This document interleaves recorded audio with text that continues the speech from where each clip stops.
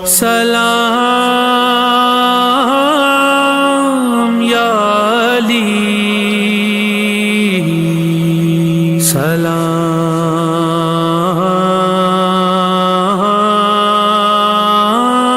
سلام یا علی، خدا نے بھیجے ہیں جس پر درود اور سلام، شہید آج ہوا ہے ہمارا پہلا امام۔ اعوذ باللہ من الشیطان اللعین الرجیم، بسم اللہ الرحمن الرحیم۔ السلام علیکم ورحمۃ اللہ وبرکاتہ۔ اپنے پروگرام کی ابتدا کرتے ہیں پروردگار عالم کے شکر کے ساتھ کہ اس نے ہمیں ماہ مبارک کے اس آخری عشرے کی توفیق عطا فرمائی، سانس کی ڈور کو قائم رکھا تاکہ ہم اس کی رحمتوں اور برکتوں سے فیضیاب ہو سکیں۔ یہ وہ آخری عشرہ ہے جس کی تاقراتوں کے لیے خطبہ شعبانیہ میں رسول خدا نے فرمایا کہ یا ایھا الناس، اے انسانوں، اب وہ مہینہ آنے والا ہے کہ جو تمام مہینوں کا سردار ہے، اور اس کی ایک رات اتنی فضیلتوں والی رات ہے کہ وہ شب قدر ہے۔ شب قدر وہ رات ہے کہ جہاں تقدیریں بنائی جاتی ہیں۔ یہ وہ تقدیر ساز رات ہے جس کے لیے سورہ قدر میں کہا گیا انا انزلناہ فی لیلۃ القدر، کہ ہم نے اس مبارک رات میں قرآن کریم کو نازل کیا۔ اس قرآن کے ساتھ کچھ اور چیزیں بھی نازل ہوئی ہیں، وَتَنَزَّلُ الْمَلَائِكَةُ وَالرُّوحُ، کہ پروردگار عالم ملائکہ اور روح کو بھیجتا ہے باذن خدا۔ یہ ملائکہ اور روح آتے ہیں کل امر کے ساتھ، اور کس کے پاس؟ کہ ہمارے جب تک یہ سلامتی ہے رات، کہ جب تک فجر نہ ہو جائے، یعنی ایک ہادی، ایک حجت اور ایک رہبر ہے کہ جس کے پاس یہ امر لے کر نازل ہوتے ہیں ملائکہ۔ پروردگار عالم کہتا ہے کہ ہم نے قرآن کو نازل کیا، یعنی وہ ایک مرتبہ نازل ہوا، لیکن یہ ملائکہ اور روح آتے رہیں گے، ہر سال شب قدر میں آئیں گے اور ہر سال امور لے کر آئیں گے جب تک کہ حجت کا ظہور نہ ہو جائے۔ یہ رات وہ رات ہے کہ جس کے انسان کی قسمتیں بدلتی ہیں، قسمتیں بنتی ہیں، اور ہم بھی اس رات کی ابتدا 21 رمضان کے حوالے سے اس سورہ سے کریں گے جو قرآن کی اوپننگ سورہ ہے، فاتحۃ الکتاب، جہاں پروردگار عالم نے شب قدر میں اتنی چیزیں نازل کیں، قرآن کو نازل کیا، پروردگار عالم نے ملائکہ اور روح کو بھیجا۔ وہاں ہم دیکھتے ہیں کہ 21 رمضان کو اگر صامت قرآن نازل ہوتا ہے تو ناطق قرآن کو اٹھا لیا جاتا ہے۔ آج کا دن ہمارے لیے غم و اندوہ کا دن ہے، لیکن جب ہم دوسری طرف دیکھتے ہیں کہ امام کس طرح ہمارے لیے ہدایت کا چراغ تھے، ان کا ذکر قرآن میں کس انداز سے ہے، تو ہر آیت ہمیں نظر آتی ہے کہ وہ امام کی تعریف، توصیف اور کس طرح کے وہ ہادی تھے نظر آتا ہے۔ ہم ابتدا کریں گے آج اپنی اس گفتگو کی سورہ فاتحہ کے ساتھ، اور ہمارے ساتھ موجود ہیں ہماری بہت ہی محترم اسکالر سیدہ فرحت حسین صاحبہ، ان کو خوش آمدید کہتے ہیں اور مزید گفتگو کریں گے۔ السلام علیکم ورحمۃ اللہ وبرکاتہ۔ علیکم السلام ورحمۃ اللہ وبرکاتہ۔ آپ کو بھی اور اپنے تمام ناظرین کو بھی تسلیت اور تعزیت پیش کرتے ہیں مولا کائنات حضرت علی مرتضیٰ علیہ السلام کی شہادت کی کہ اللہ سبحانہ وتعالیٰ نے اس ماہ رمضان میں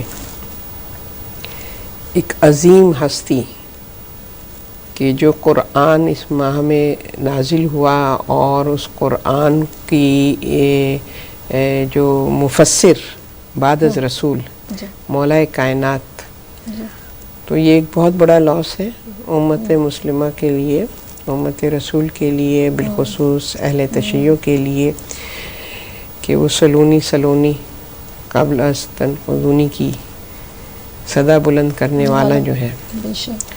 تو اللہ سبحانہ وتعالیٰ ہمیں توفیق دے کہ ہم جو ہیں وہ مولائے کائنات کے نقش قدم پہ چلتے ہوئے قرآن سے وہ تمسک و تعلق اپنا قائم اور دائم رکھیں انشاءاللہ عزیز.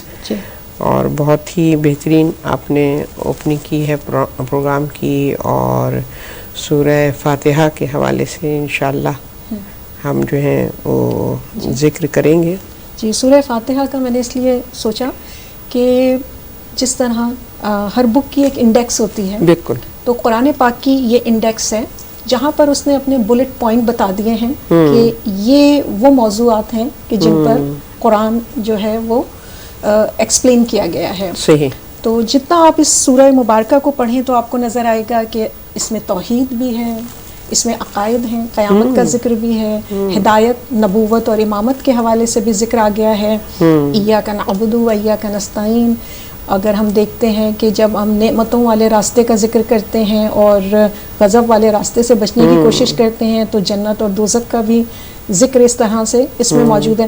یعنی یہ ابتدا ہی سے یعنی بہت ہی خوبصورت اس میں ہمیں تمام چیزیں مل جاتی ہیں. اگر ہم قرآن کو دیکھیں اس میں 3 حصے ہیں، اگر کہ توحید کے حوالے سے ایک پورشن ہے، دوسرا جو احکام آئے ہیں، عبادات ہیں، اس کے حوالے سے ہے، اور تیسرا قصص ہے.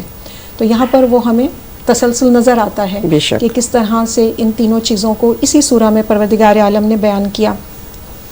ابتدا ہوتی ہے الحمدللہ رب العالمین، کہ حمد ہے پروردگار عالم کی. تو الف اور لام کا استعمال کہ تمام حمد جو ہے وہ صرف پروردگار کی ہے. جی. آپ اگر کسی چیز کی تعریف بھی کرتے ہیں اور اگر آپ یہ ایمان رکھتے ہیں کہ آپ اللہ کو مانتے ہیں تو یہ اللہ ہی کی تعریف میں لیا جاتا ہے. تو جب حمد و ثنا کے بعد پھر ہم کہتے ہیں کہ وہ رحمان بھی ہے اور رحیم بھی ہے. پروردگار عالم کی اتنی صفات ہیں جو ہم جانتے ہیں کہ 99 ہیں اسماء حسنہ، اس حوالے سے ہم صفات جانتے ہیں. جو لوگ جوشن کبیر پڑھتے ہیں وہ 1001 صفات سے آشنا ہیں. تو پروردگار عالم نے بالخصوص رحمان اور رحیم کا یہاں پر ذکر کیا ہے. میں چاہوں گی کہ اگر آپ گفتگو کو آگے بڑھائیں. جی بالکل، آپ ہی کی گفتگو سے رہنمائی حاصل کرتے ہوئے سورہ فاتحہ جیسے آپ نے ابھی فرمایا کہ انڈیکس کے طور پہ کہ یہ جو ہے وہ اس سورے میں ہمیں ملتا ہے مختصراً کہ قرآن میں کیا ہے. اس تمام موضوعات کو اللہ سبحانہ تعالیٰ نے ان 7 آیات میں جو ہے اس کی طرف ہماری نشاندہی فرمائی ہے. اور ایک طریقے سے ظاہر ہے کہ کتاب اللہ جو علم الہی ہے، اور اس علم الہی کے سمندر میں غوطہ زن ہونے کے لیے اللہ سبحانہ تعالیٰ نے اس آیت کو اوپننگ کے طور پہ جو ہے وہ ترتیب دیا ہے اپنی کتاب میں کہ باب علم، اس دروازے کے تھرو تم جاؤ گے تو سورہ الحمد جس کے لیے رسول مولائے کائنات فرماتے ہیں نا نقطۃ تحت الباء، تو بغیر ذات مولائے کائنات کے قرآن کو معرف اس کے سمجھنا جو ہے ناممکن ہے، کیونکہ رسول کے ذریعے سے مولائے کائنات نے اس علم کتاب کو جو ہے وہ اپنے اندر جذب کیا ہے. ٹھیک ہے نا. تو ظاہر ہے کہ اب اس شہر علم میں داخل ہونے کے لیے جب تک کہ ہم باب کے ذریعے سے نہیں جائیں گے تو شہر علم سے ہم استفادہ حاصل نہیں کر سکیں گے. پھر یہ جو سورہ ہے کہ جس کی پہلی آیت میں اللہ نے اپنی صفت رحمان اور رحیم سے متعارف کروایا ہے، اور جیسے مفسرین فرماتے ہیں کہ یہ ایکچولی سورہ اس مومن کی عرفان کو، اس کی قرآن فہمی کو مومن کے بہاف پہ اللہ جو ہے وہ بیان کر رہا ہے. یعنی آیات الہی ہے مگر مومن اللہ کی تعریف کر رہا ہے. بسم اللہ بنام اللہ کے نام سے شروع کرتا ہوں، یہ ہے نا. تو ظاہر ہے اللہ تو نہیں شروع کر رہا نا، وہ جو بلیور ہے جو قرآن سے جڑا ہوا ہے وہ کہہ رہا ہے کہ میں اللہ کے نام سے شروع کرتا ہوں، تو اللہ اس سورے کے ذریعے سے مومن کے بہاف پہ گفتگو کر رہا ہے. یہ بھی ہو سکتا ہے کہ اقرا بسم ربک الذی پڑھو یہ پڑھو. بالکل بالکل الحمدللہ رب العالمین. بالکل پڑھنے والے رسول ہیں. بالکل بالکل. تو اس میں ظاہر ہے کہ اس بلیور کی معرفت کو بیان کیا گیا ہے کہ جس نے اپنے رب کو ونس کو اپنے رب کی معرفت جو ہے حاصل کی ہے اس کی صفت رحمان اور رحیم سے. تو جو میری ناقص عقل ہے، میں جب اس دو صفات رب العزت جو ہے جس سے آغاز ہوا ہے، میری یہ ناقص عقل جو مجھے اس طرف متوجہ کرتی ہے کہ رحمان جب ہم اس دنیا میں آئے ہیں تو اس کی صفت رحمان ہے کہ جس سے ہر کس و ناقص استفادہ حاصل کر رہا ہے. تو ابتدا صفت رحمان سے ہے اور اختتام صفت رحیم سے ہے کہ وہ رحمان ہر ایک کے لیے، مگر صفت رحیم اس کی وہ ہے ڈے آف ججمنٹ کہ جہاں وہ بلیورز کے لیے رحیم ہے. تو اس طریقے سے اللہ نے اپنی ان دو صفات کو اس پہ مینشن کیا اور ریپیٹ کیا ہے. ایک دفعہ مینشن کیا، میں مینشن کیا، اور اس کے بعد اس کی اس صفت کو اگر ہم درک کرتے ہیں تو ہم کیا کہیں گے؟ بے اختیار الحمدللہ رب العالمین، کہ تمام ثنا، تمام تعریف اس ذات رب العزت کے لیے، تمام شکر کہ وہ کتنا مرسیفل اور گریشس ہے اپنی مخلوق کے ٹورڈز. تو وہ ظاہر لائق حمد ہے. یہ ہر کہنا چاہیے فہم رکھنے والا جو درک کرے، ادراک کی منزل پر ہو، شعور اور آگہی کی منزل پر ہو، تو وہ لازم اس کی زبان سے، جیسے کہ ہم کبھی راہ چلتے ہوئے کبھی ہم دیکھتے ہیں سن سیٹ کو دیکھتے ہیں، کبھی ہم ویدر کے چینجنگز کو دیکھتے ہیں، یا باغات ہیں، کسی کو بھی دیکھتے ہیں تو ایک دم زبان سے پہلا لفظ جو نکلتا ہے سبحان اللہ، قدرت خدا پر کو پریز بے اختیار. یہ فطرتاً، یہ وہ ہدایت ہے جو فطرتاً اللہ نے ہمارے اندر ودیت کی ہے. تو ہم جو ہیں وہ ظاہر ہے کہ حمد و ثنا، اور پھر اس کے بعد اس کو دوبارہ الرحمن الرحیم یعنی کہ ویلیو کرو، انفسائز کیا گیا ہے. تو اس کا مطلب ہے کہ ہماری زندگی ما بین ان دو صفات کے ہے، رحمان اور رحیم. اور اسے جیسے آپ نے کہا کہ وہ رحمان ہے، اس لیے کہ اس نے کہا ہے کہ میں رب العالمین ہوں. رب العالمین، اس عالمین میں، اس دنیا میں تمہارے لیے رحمان ہوں، اور پھر کہا میں رحیم ہوں. مالک یوم الدین تیسری آیت ہے کہ میں رحیم ہو جاؤں گا مالک یوم الدین، یعنی اگر عمل کرو گے تو اس دن رحیم ہوں. عمل کرنے والوں کے لیے، عمل کرنے والوں کے لیے بے شک، اور احتیاج والوں کے لیے، اور تمام عمومی جو میری رحمتیں ہیں وہ دنیا کے لیے ہیں، اور عمل کرنے والے جو میرے دین کے چلنے والے ہیں دین پر، ان کے لیے میں رحیم بھی ہوں. بالکل. تو پروردگار عالم جب یہ کہتا ہے کہ میں مالک یوم الدین ہوں، یہاں اپنی ملکیت، اپنی اتھارٹی کا اللہ ذکر کر رہا ہے، جبکہ رحمان رحیم رب العالمین میں وہ ایک ٹینڈر اور ایک بہت لونگ خدا کا جو کانسیپٹ بنتا ہے وہ بنتا ہے. لیکن ایک دم جو ہے ٹون چینج ہوتی ہے کہ میں اس دن کا مالک ہوں، کہ اب اتھارٹی سب اللہ کی ہے. تو اگر آپ اس حوالے سے مالک یوم الدین. بالکل، بہت اچھا پوائنٹ آپ نے ریز کیا ہے کہ اگر ہم دیکھیں کہ تربیت کے حوالے سے جب کردار سازی کی بات آتی ہے تو جیسے اللہ سبحانہ وتعالیٰ رسول خدا صلی اللہ علیہ وسلم کے حوالے سے بیان کرتا ہے، یا ایھا النبی انا ارسلناک شاہدا ومبشرا ونذیرا، ٹھیک ہے نا، کہ اے نبی ہم نے آپ کو بھیجا ہے، شاہد بنا کر بھیجا ہے، اور بشارت دینے والا اور نذارت. تو بشیر اور نذیر یہ دونوں پیرلل یعنی کہ ساتھ چلنے والی، کیونکہ پہلے وہ رحمان اور رحیم ہے، رب العالمین ہے، پیمپر کر رہا ہے نا. ہم جب انسان پیمپرڈ ہوتا ہے تو اسپوائل ہونے کے لاڈ نخروں سے وہ پھر وہ جو ہے نا اپنی ضدیں منوانے لگتا ہے نا، جیسے کہتے ہیں نا کہ وہ بجائے یہ کہ اپریشیٹ کرے، زیادہ ناز نخرہ ہوتا ہے تو پھر وہ خود سر بھی ہو جاتا ہے، جو ہم اپنی اولاد کی تربیت میں بھی اگر ہم دیکھیں تو یہاں پہ بیلنس کیا گیا ہے کہ تم کو ہم پیمپر تو کر رہے ہیں مگر تمہیں اسپوائل نہیں ہونا حساب ہے. کتاب ہاں مطلب تم نے جو ہے وہ اس سے ہماری رحمت اور ہماری اس بلیسنگ کا ناجائز فائدہ نہیں اٹھانا ہے. مطلب کہ میں جو ہوں مالک یوم الدین ہوں، یہ خیال رہے. یہ نہ ہو کہ بس عطا ہی عطا ہے، عطا ہی عطا ہے، کوئی تم سے پوچھ گچھ نہیں ہوگی، اور کہ تم نے اپنے شب و روز اپنی زندگی کیسے گزاری، جو تم کو ہم نے مال دیا، تمہیں ہم نے عقل دی، تمہیں ہم نے جو بھی زندگی کو کمفرٹیبل بنانے کے لیے جو کچھ ہم نے عطا کیا، تم سے اس کی پوچھ گچھ نہیں ہوگی کہ تم نے اس کو کیسے استعمال کیا ہے.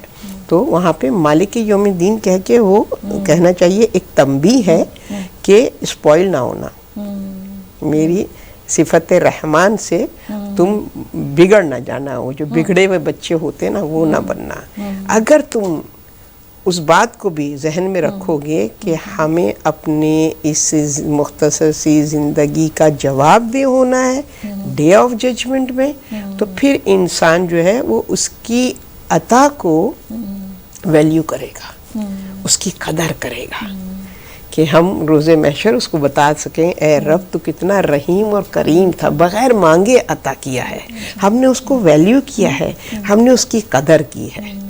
تو مالک یوم الدین ایسے فکر رکھنے والوں کے لیے تو بہت بڑی ایک اللہ سبحانہ و تعالیٰ کی ان کے لیے وہ ایوارڈ سیریمنی کا دے گا. بالکل. اور جو کہ ظاہر ہے کہ یہاں بلیورز کی بات ہو رہی ہے، مگر اس میں پوری انسانیت اس میں ہے، بلیور نان بلیور، کہ تم اگر اب تک نہیں ہماری رحمت کو تم اگر صحیح سے اس کی ناقدری کر رہے ہو تو تم کو وارن کیا جاتا ہے کہ مالک یوم الدین میں ڈے آف ججمنٹ کا مالک ہوں. یعنی کہ ڈے آف ججمنٹ کے جہاں پر ایبسلوٹ اللہ سبحانہ و تعالیٰ کی پاور ہے نا، یہاں پر اللہ سبحانہ و تعالیٰ نے جو ہے وہ ہیں ذریعے بنائے ہوئے ہیں ہے نا، وہاں پر فل پاور اللہ سبحانہ و تعالیٰ کی ہوگی. اور وہاں سے یہ مالک یوم الدین کا مطلب اگر ہم دیکھیں اس کی ڈیپتھ میں تو اصل یہ ہے کہ وہاں پر کوئی اسکیپ نہیں ہے. یہاں تم اللہ سے غافل ہو سکتے ہو، یہاں تم نافرمانی کر سکتے ہو، یہاں تمہیں چھوٹ ہے، یہاں مہلت ہے، سب کچھ، بٹ وہاں پر تمہارے لیے کوئی راہ فرار نہیں ہے. چاروں طرف اللہ کی قدرت ہے اور اس کی پاور ہے. لہٰذا یہ چیز جو ہے پھر انسان کو ذرا سا کہ بھئی ہم نے تو بھئی فیس تو ذات رب العزت کو کرنا ہے، اور وہاں پہ کوئی سفارش چلنے والی نہیں ہے نا، بے اذن ہی، اللہ کے اذن کے علاوہ اور کوئی اختیار کسی کو نہیں ہوگا. بالکل. پھر ہے مالک یوم الدین کے بعد ایاک نعبد و ایاک نستعین، کہ ہم تیری ہی عبادت کرتے ہیں بے شک اور تجھی سے استعانت چاہتے ہیں، تیری ہی مدد چاہیے. یعنی بہت ہی پروردگار عالم نے 2 جملوں میں موت اور حیات کا ذکر کر دیا کہ میں رب العالمین بھی ہوں، مالک یوم الدین، دنیا میں آئے ہو اب میرے پاس واپس جاؤ گے. اس کے بعد یہاں پر یہ دعا آئی ہے کہ ایاک نعبد، کہا ہے کہ ہم تیری ہی عبادت کرتے ہیں اور تجھی سے مدد چاہتے ہیں. تو یہاں پر جیسے آپ نے کہا ہے کہ یہ ایک بلیور کی طرف سے یعنی یہ آیتیں ہیں، تو یہاں پر وہ صاحب عبادت اللہ کی ذات ہے اور یہ ابدیت کی جو منزل ہے، اور اس میں یعنی اگر ہم کسی کو دیکھتے ہیں مدد کرنے والا تو وہ صرف خدا کی ذات ہے. اگر یہ اسٹرانگ لنک ہمارا بن جاتا ہے، اس کو میں وفاداری سمجھ لیں کہ جس نے مجھے خلق کیا، جو میرا رب بن گیا، پالن ہار بن گیا، مجھے والدین دے دیے، رزق دے دیا، دنیا دی، عزت دولت شہرت سب دے دیا، اب اس کے بعد میں نے آخرت کی کیا تیاری کی اس کی طرف واپس جانے کے لیے، تو وہ یہ ذریعہ بتایا ہے کہ تم میری ہی عبادت کرو اور مجھے سے مدد لیتے رہو. تو اگر آپ ایاک نعبد و ایاک نستعین کو بالکل، اب یہ دیکھیں نا ایک ترتیب ہے جو سے کہتے ہیں نا کہ معرفت کی درجات اور سیڑھی، اسٹیپ بائی اسٹیپ آپ کی آپ کا ویژن، آپ کی انڈرسٹینڈنگ آپ کے کریٹر کے ٹورڈز امپروو ہوتی چلی جا رہی ہے، شعور بڑھتا چلا جا رہا ہے آپ اسٹیپ بائی اسٹیپ. تو اس میں جب تک کہ وہ مالک یوم الدین والا جو معاد کا جو عقیدہ ہے جو ہمارے یہاں ہمارے عقائد میں جو ہے توحید کے بعد عدل، ہم لوگوں کے یہاں کہ اللہ جو ہے وہاں پہ فیوریٹزم نہیں ہے، وہاں پر وہ جو ہے وہ ڈے آف ججمنٹ کا مالک ہے، تو وہ اپنے جسٹس سے، اپنے جسٹس کے ساتھ وہ وہاں پر جو بھی فیصلہ ہوگا وہ وہاں پر ہوگا. تو ہمارے عقیدے میں عدل جو ہے لازم، توحید کا لازمہ ہے. ٹھیک ہے.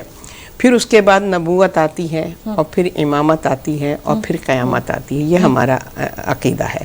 تو اب آپ یہاں دیکھیے کہ یہاں پر جو ہے وہ عقائد کی مضبوطی جب انسان کے اندر آ جائے، اور عقائد کی مضبوطی کے لیے ڈے آف ججمنٹ کا عقیدہ بہت زیادہ امپورٹنٹ ہے. وہی آپ کو باندھے گا نا، وہی کہ آپ اللہ کے کام پر عمل کرنا، بالکل بیدار رکھے گا، بیدار رکھے گا. بالکل. تو وہ جو چیز ہے نا، یہ اللہ کی بہت بڑی بلیسنگ ہے کہ اس نے اس طریقے سے سورہ فاتحہ کی آیات کو اس طریقے سے بیان کیا، اور ہمارے بہاف پہ گفتگو کر رہا ہے کہ جو ٹرو بلیور ہے اس کی آگہی، اس کا شعور، اس کی سمجھ اپنے رب کے ٹورڈز، اس کی معرفت کس طریقے سے اسٹیپ بائی اسٹیپ وہ انکریز ہوتی ہے، وہ پرواز اس کی عرفان کی طرف اور رفت کی طرف اور معرفت الہی کی طرف اس کی پرواز بلند سے بلند تر ہوتی ہے. تو جب مالک یوم الدین سمجھ میں آ جائے گا، ڈے آف ججمنٹ، تو پھر ایاک نعبد و ایاک نستعین، ہم تیری عبادت کرتے ہیں، یعنی کہ اس کی ورشپ ڈے آف ججمنٹ میں ہمارے لیے کی معاون و مددگار ہوگی. ہمارا انجام بخیر اسی صورت میں ممکن ہے کہ جب ہم اس کی ورشپ کر رہے ہوں گے، اس کی عبادت کر رہے ہوں گے. وہ پاسبل نہیں ہے بغیر اس کی مدد کے، اس کے مدد کے بغیر پاسبل ہی نہیں ہے، کیونکہ اگر کہ وہ توفیق نہ دے، اس نے توفیق دی ہے تبھی تو ہم عبادت کرتے ہیں. اگر میں عبادت کر رہی ہوں تو کیا میں نہیں، اس نے مجھے معرفت دی ہے، اس نے مجھے میری باطنی ہدایت کی ہے، میری ظاہری ہدایت کی ہے، اور اس کے ساتھ میرے اندر وہ شعور اور آگی ہوئی ہے، اور میں اس کی عبادت. اب یہاں پر عبادت بھی جو ہے وہ ورشپ کے اس میں آتی ہے. یہ نہیں ہے کہ ہم بس نماز پڑھ رہے ہیں. ٹھیک ہے، نماز ایک فارم آف عبادت ہے. ایکچوئل عبادت کیا ہے؟ اس کی معرفت، اس کی بندگی، اس کی ربوبیت.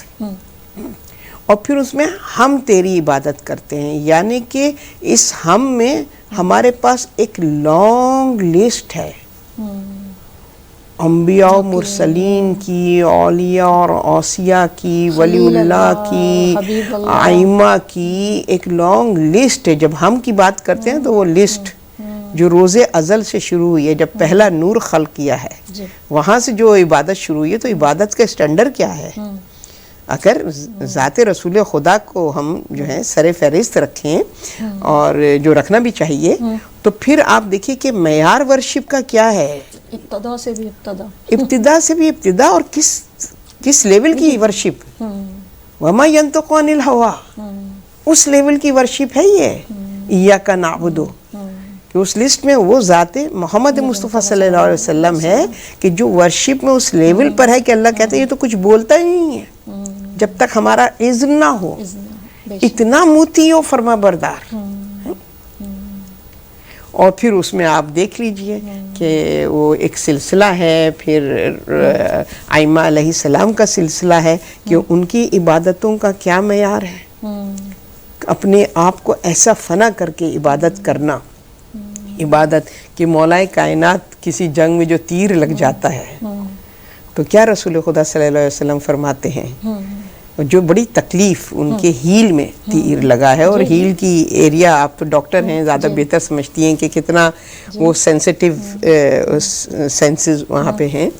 تو وہ اتنی اذیت میں مولا کائنات ہیں، اور رسول فرماتے ہیں کہ ابھی ذرا صبر کرو، کیونکہ یہ وہ ہے کہ جو اس کو جو نا، یہ کسی غافل نہیں ہوتا ہے نا، یہ غافل نہیں ہوتا.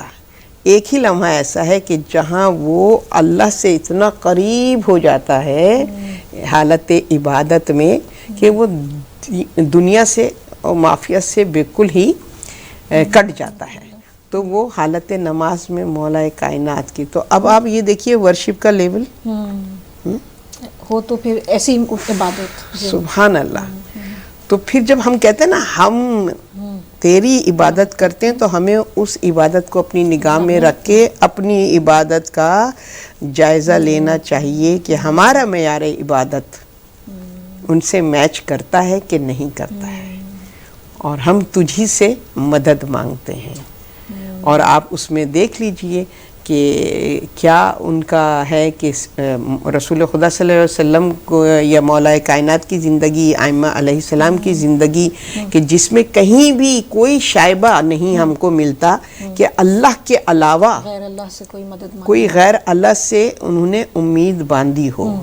ہم نے سورہ یوسف کو ڈسکس کیا تھا کہ حضرت یوسف نے جو ہے وہ ایک قید خانے میں کہا تھا کہ میرا ذکر کر دینا. مدد نہیں مانگی تھی، مدد نہیں مانگی تھی، ذکر کر دینا. مگر یہ وہ ذات ہے رسول خدا صلی اللہ علیہ وسلم کی اور ائمہ علیہ السلام کی کہ ان کا اللہ سبحانہ و تعالیٰ کے اوپر وہ ایمان ہے کہ شب ہجرت اگر بستر پہ سونا بھی ہے تو کوئی پریشانی نہیں ہے. ایون رسول سے بھی جی بس ایک ہی سوال کوئی وہ نہیں ہے ہاں کہ رسول سے بھی نہیں کہ بھئی میری کچھ مدد کیجئے، کچھ گارڈ میرے لیے چھوڑ دیجئے میری حفاظت کے لیے. نہیں، رسول سے بھی نہیں. وَإِيَّاكَ نَسْتَعِينُ. اگر ایمان رسول پہ ایسا تھا وَمَا يَنْطِقُ عَنِ الْهَوَىٰ کہ اگر آج نبی اللہ یہ کہہ رہے ہیں علی آج کی شب میرے بستر پہ سو جاؤ، تو یہ یقین تھا علی کو کہ اذن الہی ہے کہ میں سوؤں. ہاں وَإِيَّاكَ نَسْتَعِينُ. اور ظاہر ہے کہ پھر رب ہے جو میری حفاظت کرے گا. پھر اللہ فرماتا ہے کہ وہ یقین تھا، وہ استطاعت کا یقین ذات رب العزت پہ. وَمَن يَشْرِ نَفْسَهُ ابْتِغَاءَ مَرْضَاتِ اللَّهِ وَاللَّهُ رَءُوفٌ بِالْعِبَادِ. پھر اللہ نے فرما دیا کہ جس کے پاس جس کا نفس اتنا پیور ہو، جس کی عبادت اتنی خالص ہو، جس کی استناعت اتنی خالص ہو، وہ نفس اتنا ویلیوبل ہے کہ اللہ اس کو خریدنا چاہتا ہے. اپنی مرضیاں دے دے، اپنی مرضی، اپنی منشا اللہ نے سپرد کر دی مولا کائنات. یہ وہ ہستیاں ہیں کہ مدد اللہ کی اگر ہم جنگوں میں بھی دیکھتے ہیں تو ملائکہ اللہ مدد کرتا ہے، کبھی ابابیل کے لیے آتا ہے. یعنی اگر واقعی آپ اللہ کے ساتھ ہی آپ کا کنیکشن ہے تو مدد وہاں سے آتی ہے. بے شک. اور امام نے یہی درس اپنی اولاد کو بھی دیا. حضرت ابو حنیفہ جب جنگ پر گئے تو آپ جب ان کو بتاتے ہیں کہ کس طرح قدموں کو جما کے رکھنا ہے، دانتوں کو دبا کے رکھنا ہے، نظریں آخر پہ ہوں، ہاتھ تلوار پہ مضبوط ہو، اور جب تم مار ڈالو سب کو تو یہ سوچنا کہ یہ فتح اللہ کی دی ہوئی ہے. سبحان اللہ. یہ کریڈٹ آپ نے نہیں لینا ہے بے شک کہ یہ آپ کی بہادری ہے یا آپ کی، اس میں اللہ کی توفیق، اللہ کی استعانت تھی جو آپ کو یہ فتح ملی ہے. بالکل بالکل. اب جو تیسرا پہلو ہے اور یہی میرے خیال سے دعا کا سلیقہ بھی ہے، اہدنا الصراط المستقیم. سبحان اللہ. صراط مستقیم کی ہدایت کر. بالکل. یعنی پہلے ہم نے اللہ کی حمد و ثنا کی، الحمدللہ رب العالمین، جو کہ ہماری دعا کا سلیقہ ہونا چاہیے، الرحمن الرحیم. پھر ہم نے کہا مالک یوم الدین، اس کی ہستی کو ریکگنائز کیا. پھر ہم نے کہا کہ ایاک نعبد و ایاک نستعین، اپنی وفاداری کا اظہار کیا کہ ہم تیری ہی بات سنیں گے، تیری ہی بندگی کریں گے، تجھی سے ہمیشہ مدد مانگیں. اب وہ مدد مانگی ہے. سبحان اللہ. سبحان اللہ. اہدنا الصراط المستقیم. اب یہ بلیور جب دعا مانگ رہا ہے تو اس کی دعا جو ہے وہ صراط پہ قیام کی ہے، استقامت کی ہے. مگر یہ کہ ظاہر ہے کہ اس کی تفسیر میں اکثر جو دوسرے اسکول آف تھاٹ کے ہیں وہ کہتے ہیں کہ ہدایت کا راستہ دکھا. مگر چونکہ یہاں بلیور کی بات ہو رہی ہے، بلیور کے بیہاف پہ گفتگو ہو رہی ہے، تو قیام جو ہے، استقامت، وہ اصل مہم ہے. اور جیسے کہ ہمیں تفسیر میں ملتا ہے کہ ہم حروف مقطعات کی بات کر رہے تھے کہ اس میں جو ہے اللہ سبحانہ و تعالیٰ نے جو یہ حروف دیے ہیں تو اس میں ریپیٹیشن ہے، حرف کی ریپیٹیشن ہے، اور کہتے ہیں اگر اس کی ریپیٹیشن ہٹا دی جائے تو جو وہ ورڈز ہیں آئی تھنک 14 ورڈز ہیں سم تھنگ لائک دیٹ، ان کا نمبر 11 یا وہ، تو اس میں اس کو اگر ایز اے سینٹنس، اور یہ متفق علیہ، یہ مطلب کہ اہل سنت کی کتب میں بھی ہم کو ملتا ہے کہ اس سے جو سینٹنس ملتا ہے وہ بنتا ہے کہ علی صراط حق نم سے کہو، کہ علی کے راستہ حق کا راستہ ہے۔ تو یہاں اہدنا الصراط المستقیم جب ہم کہتے ہیں تو یہ اس راستے کی طرف ہم متوجہ ہوتے ہیں، وہ راستہ جو علی نے اختیار کیا، جہاں حق ہی حق ہے۔ رسول کی حدیث بھی ہے متفق علیہ مع علی، کہ اگر مسلمانوں سے رسول ایڈریس کر کے کہتے ہیں کہ دیکھو، کہ اگر تم دیکھو کہ پوری انسانیت ایک راستے پہ، ایک ٹریک پہ جا رہی ہے اور علی تنہا ایک راستے پہ جا رہے ہیں، تو حق وہاں ہے کہ جہاں علی ہے۔ تو یہاں جس قیام کی بات آتی ہے تو اس کے لیے ضروری ہے کہ مولا کائنات کی اسوہ کو، مولا کائنات کی سیرت کو، ان کی زندگی کو، ان کے طریقہ زندگی کی طرف ہم متوجہ ہوں، کہ ان کا قیام صراط مستقیم پر کیسا ہے، کہ کہیں بھی کوئی آپ کو ان کے قدم کہیں بھی ڈگمگاتے ہوئے نہیں ملتے، کسی بھی لیول پہ، سنس ان کے چائلڈہڈ دیکھ لیجئے، جب پہلا اعلان غدیر وہ ہوتا ہے دعوت ذوالعشیرہ کا، وہاں سے دیکھ لیجئے کہ مولا علی کی کنٹینیوس ڈیڈیکیشن ہے نا، صراط پہ جانے کے لیے ڈیڈیکیشن کی ضرورت ہے نا، ایک تو فہم ہو آپ کو، اور آپ کو یہ ایمان ہو کہ یہ جو آپ نے راستہ اختیار کیا ہے یہ حق کا راستہ ہے، پھر اس کے بعد رکاوٹیں نہیں رہتی، پھر آپ کی جذبہ اور وہ حق شناسی وہ آپ کو ڈٹ کے، تو چاہے آپ کتنے بھی وہ ہوں کمزور جسمانی اعتبار سے، جو روایتوں ملتا ہے کہ 13 ایئرز کا بچہ ہے جو اپنے پنجوں پہ کھڑے ہو کے اپنی اس کو ظاہر کر رہا ہے کہ میں نصرت کروں گا اتنا بڑا کام، تو آپ وہاں سے اگر دیکھیے تو مولا علی کی جو قیام ہے صراط مستقیم پر ہر منزل پر، وہ دعوت ذوالعشیرہ سے شروع ہوتا ہے، پھر وہ مکہ کی اس گلیوں میں کہ جہاں پر رسول کی توہین کی جا رہی ہے، اور آپ جو ہیں ان کے سپر بنے ہوئے وہ مقابلہ کر رہے ہیں، کہ جیسے کہ کیا نام ہے، ابو جہل جو طریقہ کار استعمال کرتا تھا کہ مکے کے بچوں کو وہ ان کے کہتا تھا کہ جہاں سے نبی گزرے تم ان کو، کہ بچوں کو تو ظاہر ہے کہ کون بچوں کو کہیں گا کہ بھی ناسمجھ ہیں یہ کیا، اور یہی ابو جہل کی یہ جو کہنا چاہیے کہ سوچ تھی، اسی کو معاویہ نے بھی اختیار کیا، اس نے بھی بچوں ہی کو کے ذریعے سے مولا علی کے لیے ان کے دلوں میں ایک جنریشن تیار کی ہے، نفرت میں، بغض علی میں ایک جنریشن اس نے تیار کی ہے۔ تو ابو جہل کا بھی یہ تھا کہ یہ جنریشن جو ہے وہ مولا رسول خدا صلی اللہ علیہ وسلم سے انفلوئنسڈ نہ ہو، تو ان کو برین واش کیا، اور وہ جو ہیں بچے راستے میں کبھی پتھر مار رہے ہیں، کبھی مجنوں کہہ رہے ہیں، تو اس میں مولا کائنات کا جو ہمیں رول نظر آتا ہے، ڈٹ گئے ہیں ان کے لیے۔ پھر ہم دیکھتے ہیں کہ وہ شعب ابی طالب میں مولا کائنات کا کیا رول ہمیں نظر آتا ہے، کیا استقامت ہمیں نظر آتی ہے۔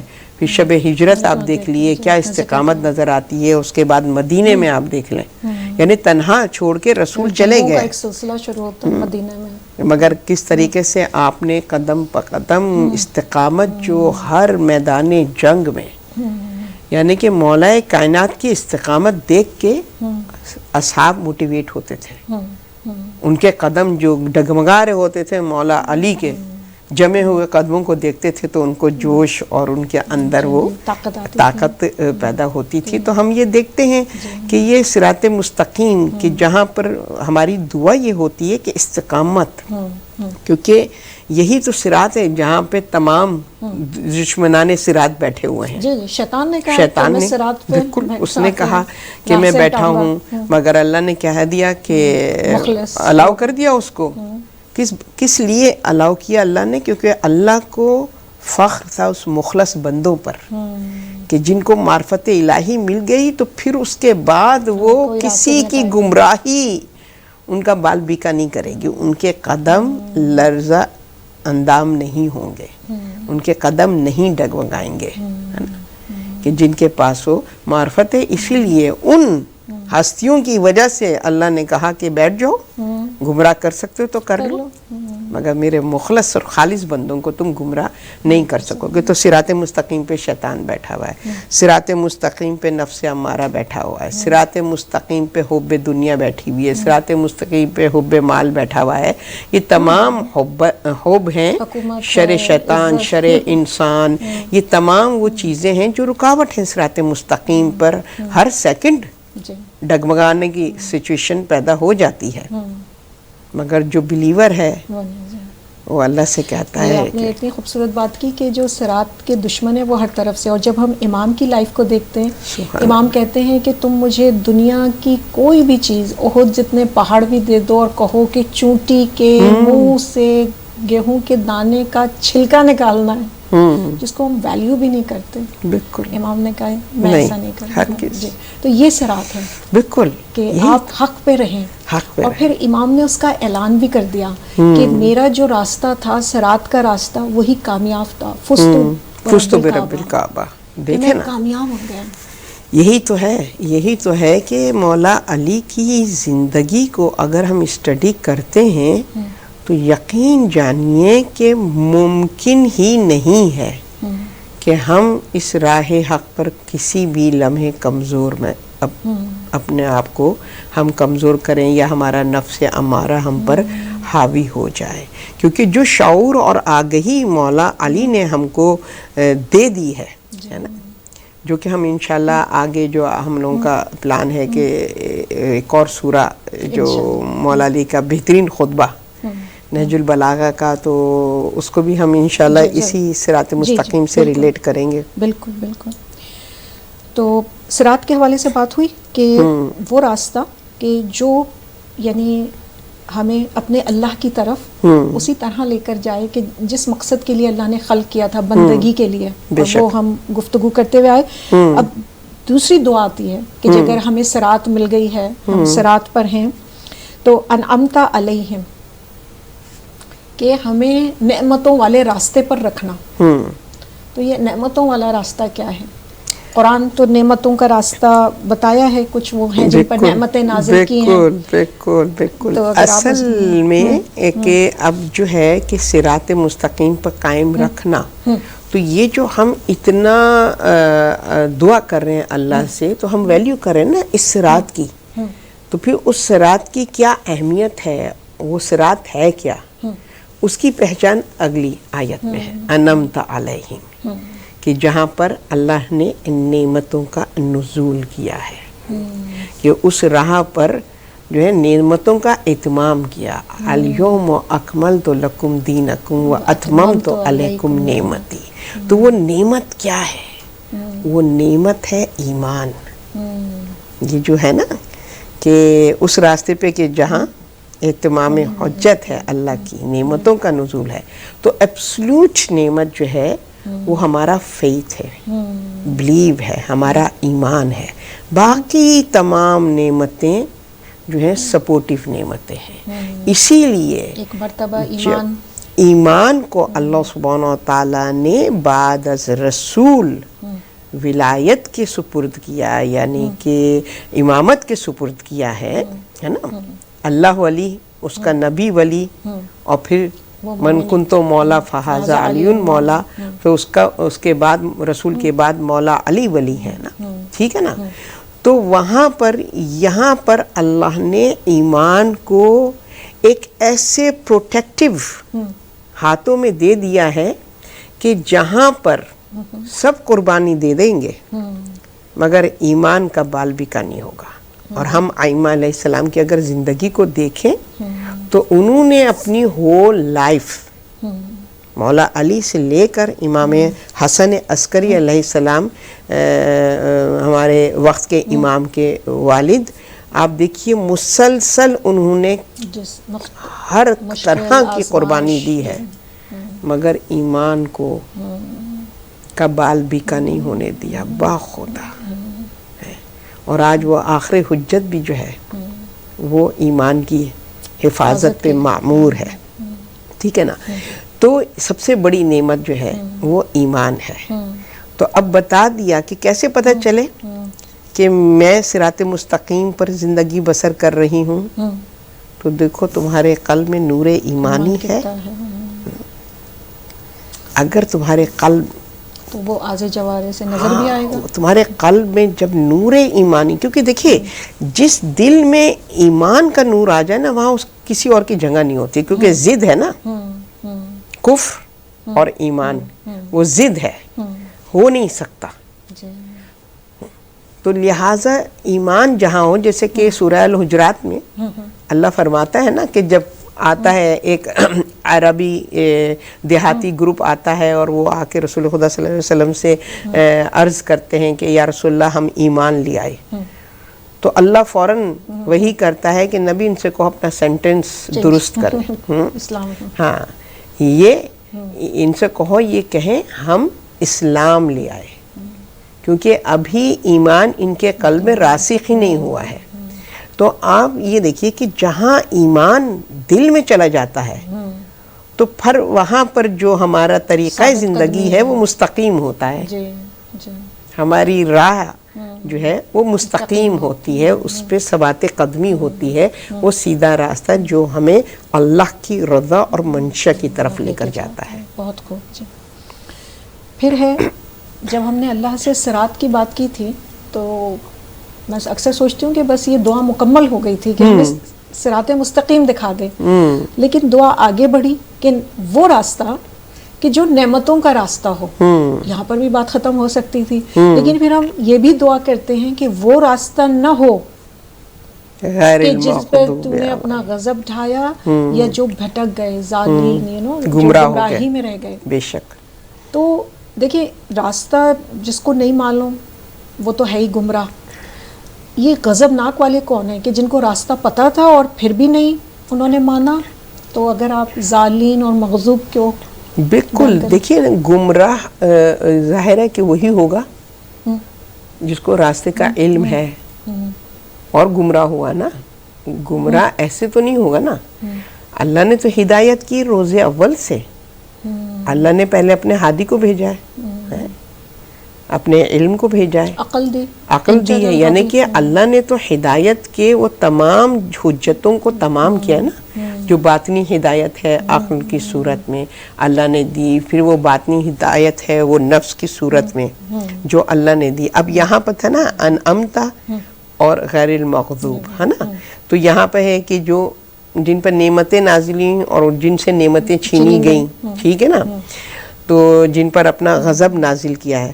تو اگر آپ دیکھیں تو اللہ ہمیشہ نیکی کو ویلیو کرواتا ہے بدی کے ذریعے سے، جیسے کہ میں صحت مند ہوں، میں نہیں قدر کر رہی ہوں، جب بیماری آتی ہے کوئی، مطلب کہ اگر کہنا چاہیے کہ سر میں درد ہو، کوئی ٹائنی لٹل تھنگ جس کو ہم نوٹس بھی نہیں کر رہے ہوں نا، تو وہ اگر ہو جائے، تو جیسے نزلہ زکام ہوتا ہے، بریدنگ ہمارا ایشو ہو جاتا ہے، ہمیں تو پتہ ہی نہیں چلتا نا، ہم تو خود بخود ہماری بریدنگ چل رہی ہے۔ تو جب کوئی چیز کی کمی ہوتی ہے نا، نقص ہوتا ہے کوئی، تب ہم اس کا ویلیو کرتے ہیں کہ اللہ نے ہمیں کتنی مطلب کہ صحت سے نوازا ہے جب ہم مریض ہوتے ہیں۔ تو اللہ کا یہ جیسے کہ وَنَفْسٍ وَمَا سَوَا سورہ شمس میں اللہ فرما رہا ہے نا کہ بہترین نفس میں نے خلق کیا ہے، فَأَلْحَمَهَا فَجُورَهَا وَتَقْوَاهَا، کہ جو تمہیں شعور دیتا ہے برائی سے بچنے کی، تمہارے اندر صفت پیدا کی ہے اللہ سبحانہ وتعالیٰ نے اس نفس کے ذریعے سے۔ تو جب تک برائی کی ہمیں معرفت نہیں ہوگی ہم اچھائی کو ویلیو نہیں کریں گے۔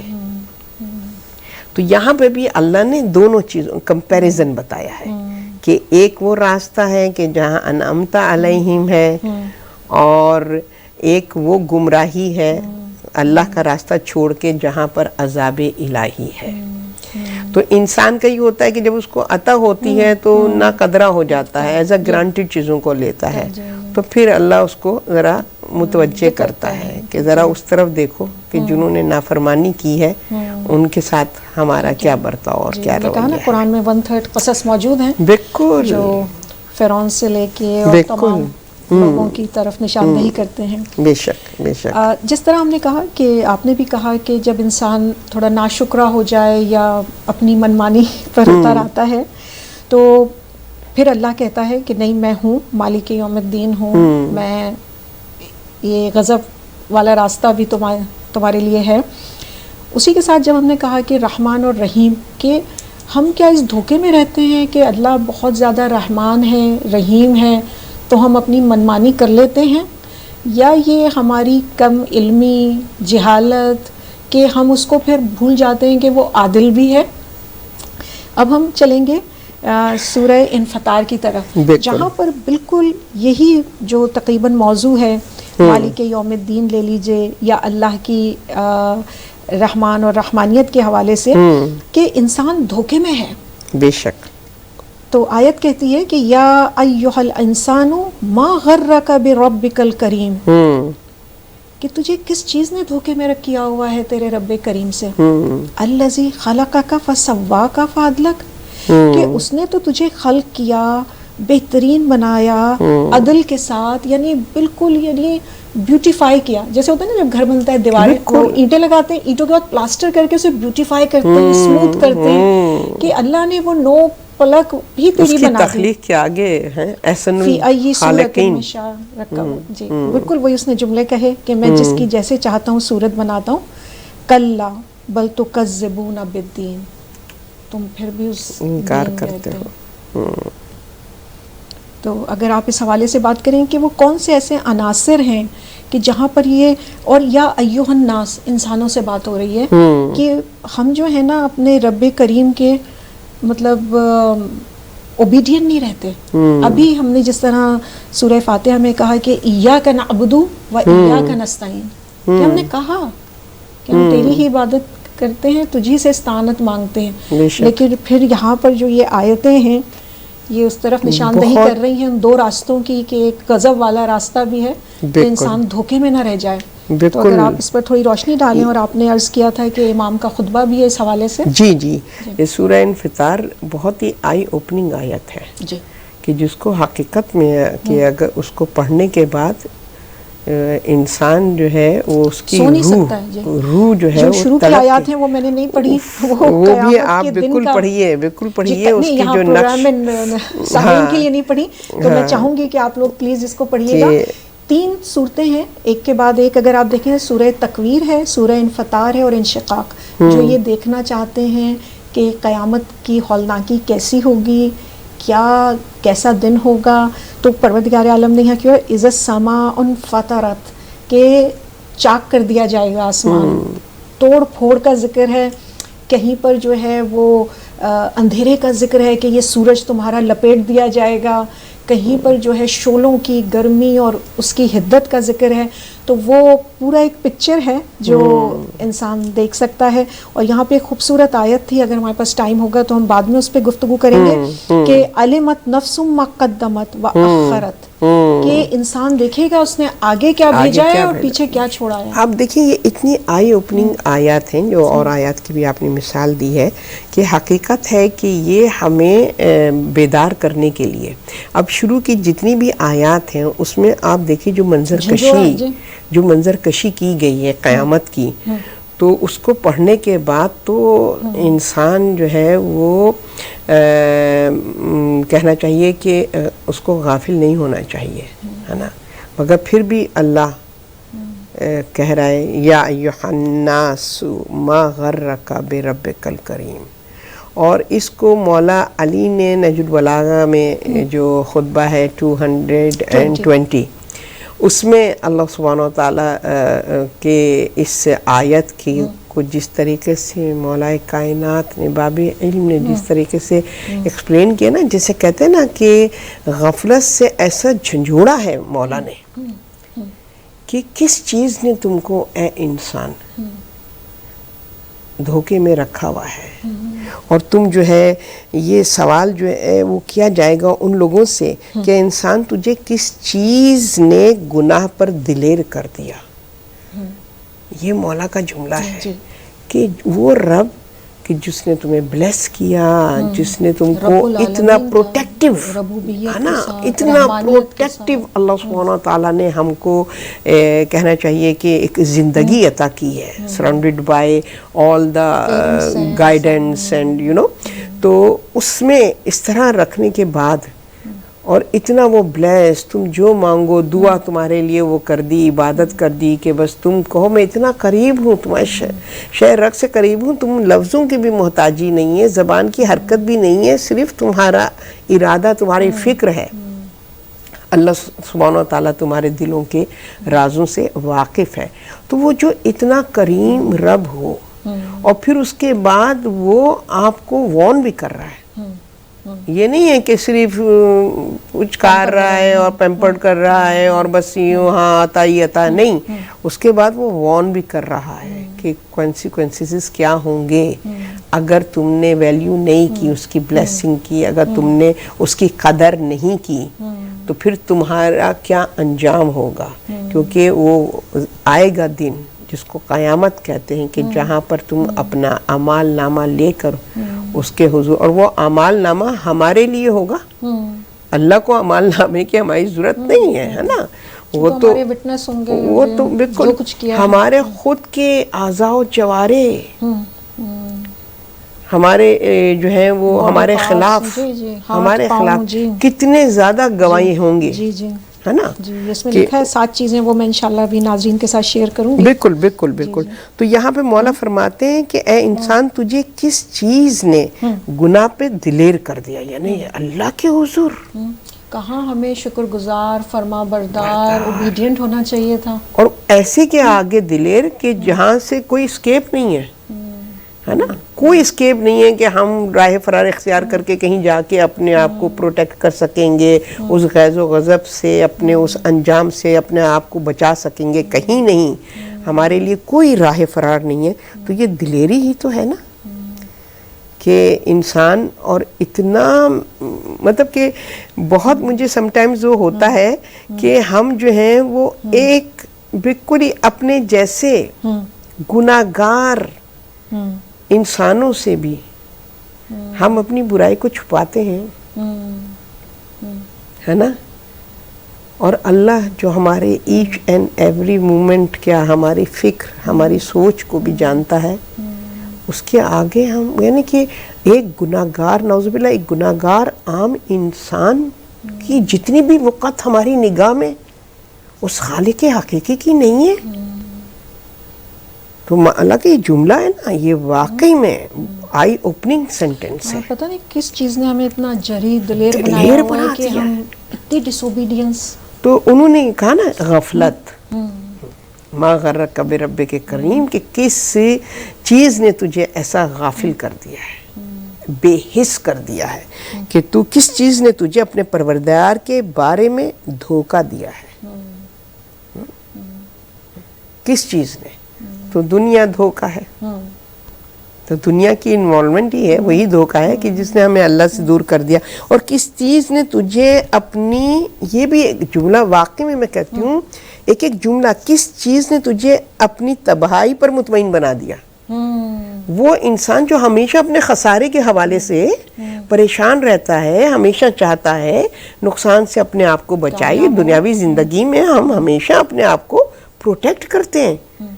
کہتے کس چیز نے تجھے آخرت کی، یعنی کہ اپنی تباہی سے مطمئن کر دیا، تو سمجھ جائے کہ تو تباہ نہیں ہوگا. یہ کیا چیز ہے؟ اور کیا تیرے مرض کے لیے شفا اور تیرے خواب غفلت کے لیے بیداری نہیں ہے؟ کیا اللہ سبحانہ وتعالیٰ نے کوئی ایسا انتظام نہیں کیا کہ تو اگر ٹریک سے سلپ ہو جائے یا غفلت میں چلا جائے تو اس نے تجھے جھنجھوڑا نہ ہو، ہے نا. دن میں 5 مرتبہ تو اللہ بلاتا ہے نا، ہم کو جھنجھوڑتا ہے، غفلت سے بیدار کرتا ہے، اپنی طرف متوجہ کرتا ہے. ورنہ نماز کیا وہ ہماری نمازوں کا محتاج نہیں ہے. وہ کہتا ہے تم ڈسٹریکٹ ہو جاتے ہو تو تمہیں تمہاری توجہ کو اس فوکس کرنے کے لیے وہ اللہ سبحانہ تعالیٰ ان عبادات کو کہتے ہیں کیا تجھے اپنے پر اتنا بھی رحم نہیں آتا. اب یہ مولا کا جملہ, اتنا بھی رحم نہیں آتا جتنا دوسروں پہ ترس کھاتا ہے. سبحان اللہ. کسی ہم جانور کو بھی دیکھ لیتے ہیں, ہائے ہائے, کسی کو تکلیف میں دیکھ لیتے ہیں, فوراً مدد کے لیے جاتے ہیں, لیکن اپنے گناہ ہمیں نظر نہیں آ رہے. یہ وہ جملے ہیں کہ جو کہ ہمیں ہماری حقیقت دکھاتے ہیں. ہم اپنے دشمن ہیں, یہ ہم نے ایکسکیوزز بنائی ہیں فلاں کی وجہ سے, وہ فلاں کی وجہ سے. ہم اپنے دشمن ہیں. اگر ہم اپنے دوست ہو جائیں تو ہم تمام دشمنوں سے مقابلہ کر سکتے ہیں. اتنی طاقت, اتنی بصیرت اللہ سبحانہ و تعالیٰ نے ہم کو اتنی ول پاور دی ہوئی ہے.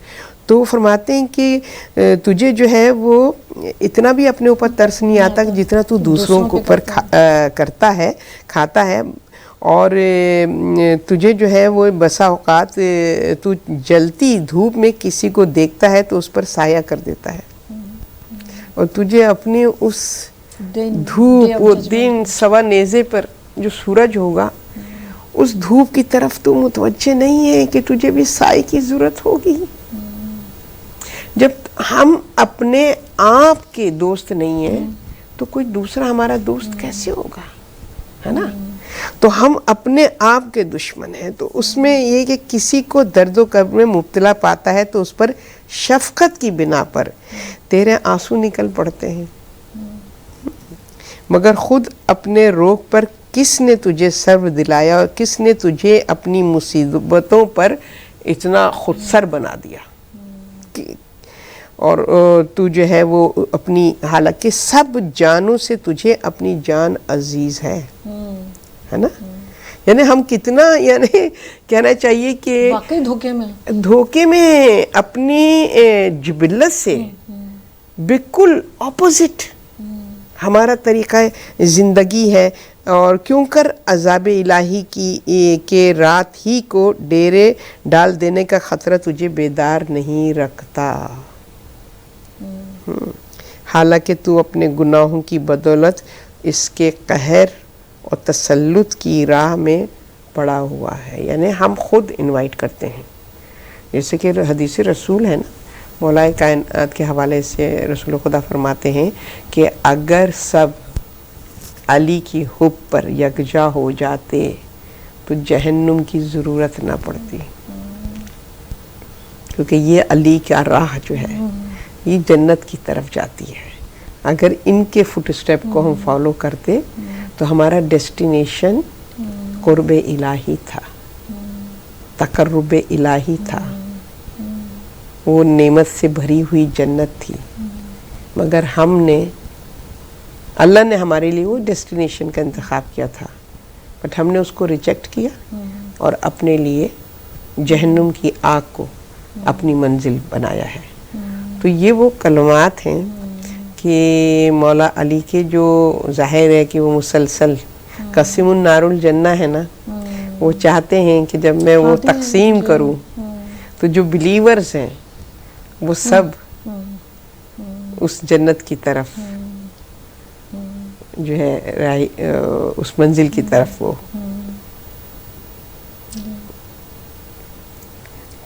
تو اب یہاں پہ بس میرا آپ سے یہ کویشچن ہے کہ پھر ہم کس طرح اپنی زندگی کو پرائرٹائز کریں کہ کوئی بھی چیز ہمیں اس صراط سے ہٹائے نہیں. تو وہ کون سی, یعنی 2-4 چیزیں مسٹ ہوں جو کہ ہمیں امام کی زندگی سے ملتی ہیں, کہ یہ دنیاوی مال و دولت, دنیا کی عزت, یہ دنیا کی چیزیں, حرام کمال, جو بھی ہم کربلا کے حوالے سے میسیجز سنتے ہیں یا امام کے خطبوں سے ہم میسیج اخذ کرتے ہیں, لیکن ہم اس پہ ثابت قدم نہیں رہ پاتے. اب جیسے ہمیں کنسیکوینسز پتہ ہیں کہ اگر میں سیڑھیوں سے گروں گی تو ہڈی ٹوٹ جائے گی, لیکن میں یہ کیوں نہیں سوچتی کہ میرا گناہ میری روح کو ڈیمیج کر رہا ہے اور وہ میری آخرت کے رائٹ لیفٹ اللہ نے لکھے جا رہا ہے, اور یہ اعمال نامہ جائے گا مالک یوم الدین کے پاس جائے گا, جن کو اذن ہوگا شفاعت کا, ان کے لیے ہم کتنا باعث بے عزتی بنیں گے. یعنی بالکل مجھے سب سے زیادہ تکلیف اگر میں سوچتی ہوں اپنے حوالے سے, امبیرسمنٹ یہ ہوتی ہے کہ میں ان ہستیوں فیس کیسے سے کروں گی؟ لنک کرتی ہوں اور ان ہستیوں کے لیے میں کیا ہوں گی. تو بہت ڈیفیکلٹ ہے. تو میں یہی چاہ رہی تھی کہ ہم کیسے چند ایک چیزیں ہوں کہ جن کو پرائرٹائز کریں تاکہ یہ چیزیں مجھے صراط سے نہیں ہٹائیں, مجھے غافل نہیں کریں, مجھے غرہ دھوکے میں نہیں رکھیں اپنے رب سے. بالکل اس کے یعنی لیے میں بیلنس کر پاؤں کہ میرا رب اگر رحمان اور رحیم ہے تو وہ قہار اور جبار بھی ہے. بے شک بے شک. اگر وہ میں گناہ یہ سوچ کے کرتی ہوں کہ وہ غفور ہے, معاف کر دے گا, غفار ہے, سب سے زیادہ معاف کرنے والا ہے, ستار العیوب ہے کہ لوگوں کو بتائے گا بھی نہیں, تو واقعی میں دھوکے میں ہوں. بے شک. غلطی تو اللہ معاف کر دے گا, بار بار ایک ہی گناہ کا اصرار. ایک دفعہ کی غلطی معاف کر دے نا, جب مسلسل ہم اس کو ریپیٹ کر رہے ہیں تو وہ تو نیچرلی پھر ہم جان بوجھ کر کے کر رہے ہیں نا. ایک دفعہ انسان دھوکے سے غلطی کر سکتا ہے. کوئی بھی اگر غیبت کر رہا ہے, جھوٹ بول رہا ہے, کسی کا حق مار رہا ہے, تو ایک ہی دفعہ وہ کرے گا نا کہ جو, مگر یہ کہ اگر بار بار کر رہا ہے تو اس کا مسئلہ خود سر ہے, اس کو کوئی خوف الہی نہیں ہے. تو وہ جو ایک ہے نا, دیکھیے خالی جو خوف اور رجا, ہاں اس کا بیلنس ہے نا, خالی رجا نہیں ہے نا کہ بس ہم تو بس ایک ہی وہ کرتے ہیں کہ بس وہ رحمان الرحیم رحمان الرحیم ہے. نہیں, وہ رحمان الرحیم ہے مگر وہ جو ہے وہ قہار بھی ہے نا. اور ہم اس طرح سے دھوکے میں جب قرآن کی تلاوت بھی کرتی ہوں, جنت کا ذکر آتا ہے تو میں اپنے آپ کو سوچتی ہوں ادھر, لیکن جب دوزخ کا ذکر آتا ہے میں کہتی ہوں یہ تو گنہگاروں کی ہے, یہ تو کافروں کی ہے, یہ تو ان کی ہے. خوش فہمی ہم لوگوں کو اپنی ذات کے حوالے سے. جی مجھے لگتا ہے کہ شاید کی پوائنٹ جو ہے نا مالک یوم الدین کو سمجھنا ہے. ہم نا شاید اس طرف نہیں سوچ پاتے کہ ڈے آف ججمنٹ آئے گا, انصاف کے ساتھ عدل کے ساتھ ساری چیزیں ہوں گی, مثقال ذرۃ خیرا یرا ہوگا, شرا یرا ہوگا, ایک ایک ذرے کا حساب کتاب ہوگا. اگر یہ چیز بیٹھ جائے, جیسے ہم اکثر سی سی ٹی وی کی بات کرتے ہیں ان چیزوں کی کہ پھر ہم صحیح کام کرتے ہیں. جاب پہ جو کمپیوٹر میں سائن ان ہوتا ہے تو ہماری کوشش ہوتی ہے کہ وقت سے پہلے پہنچ کے سائن ان ہو جائیں, ٹائم سے وہاں سے نکلیں, لیکن جب اللہ کا معاملہ آتا ہے تو بالکل جیسے دیکھیے نا کہ قرآن میں وہ سورہ سبا کی میں تفسیر دے رہی تھی تو اس میں بھی جو ہے وہ مغفرت کی بات کی گئی ہے, استغفار کی بات کی گئی ہے. تو اس میں فرق بتایا ہے کہ مغفرت اور حبط میں کیا فرق ہے نا.